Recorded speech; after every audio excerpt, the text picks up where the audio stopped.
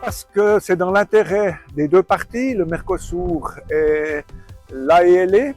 Ça permettra de diminuer les droits de douane de plus de 180 millions de francs pour les États de l'AELE. Ça amène de la sécurité, de la meilleure prévisibilité. C'est bon pour les engagements. Et puis l'Union européenne a conclu aussi un accord et ça nous évitera d'être discriminés.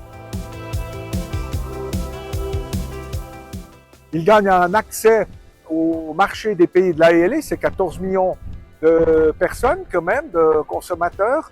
Ce sont des pays qui sont très développés, qui ont de la haute technologie et qui pourront leur offrir aussi certains avantages. Et puis, ils pourront naturellement exporter plus facilement sans droit de douane aussi certains points. Il faut voir que les droits de douane vont diminuer de 95% à terme dans les deux sens. Alors c'est toujours quelque chose qui a préoccupé les pays de l'AELE, à savoir que le développement économique ne doit pas se faire au détriment de la protection de l'environnement et des droits des travailleurs.